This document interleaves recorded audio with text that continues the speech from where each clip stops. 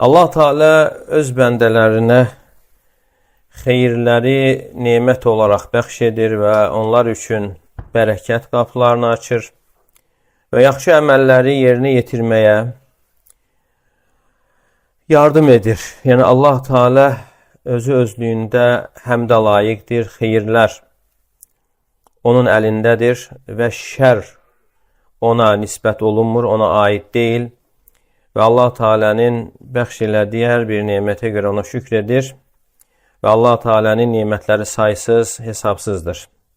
Və Allah Teala qullarını yoxdan yaratmış və onlara nemətlər bəxş etmiş və onları imana hidayət etmiş və yaxşı əməllərinə görə mükafatlandırmışdır. Fəmən ya'məl misqalə zərratin xayran yarah. Yəni kim zərrə qədər xeyir əməl edərsə, onu görəcəkdir. Və mən ya'məl misqalə zərratin şərran yara və zərrə qədər şər pis əməl edərsə, onu da görəcəkdir.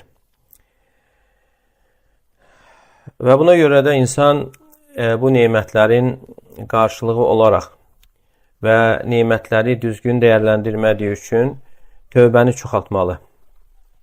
Və xüsusən də qarşıda mübarək Ramazan ayı gəlir və yeni tövbə ilə və istiğfarı çoxaldaraq bu aya girməli və ən əfsəl əməllərlə təmir etməliyik. Və həmçinin Allah Teala'nın buyurduğunu gerçəkləşdirməyə çalışmalıyıq. Allah Teala buyurur: "Ya eyyuhellezine amenu kutibe aleykumus-siyamu kema kutibe alellezine min qablikum la'allakum tettaqun." Ey iman gətirənlər, sizdən əvvəlkilərə oruc fərz edildiyi kimi, yəni sizə də fərz edildi ki, təqvalı olasınız. Yəni bu olduqca mühüm məsələdir, bunu anlamaq. Yəni orucun nə üçün fərz edildiyini bilmək. Yəni təqvanın əldə olunmasıdır. Yəni insan hikməti biləndə, ibadətdə olan hikməti dərk edəndə artıq o ibadəti daha yaxşı yerinə yetirməsinə səbəb olur. Yəni artıq o əməl ibadətə çevrilir. Və buna görə deyilir ki, yəni oruç tutanlar çoxdur, amma nə üçün oruç tutduğunu bilənlər azdır.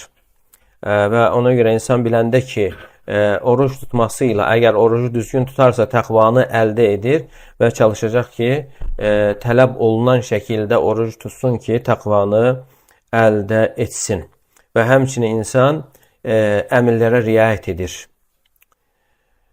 Və oruc zamanı əsasən də insana qadağan olunan işlər hansılardır? Özü özlüyündə halal olan işlərdir. Yeməkdir, içməkdir. Özü özlüyündə halal olan işlərdir.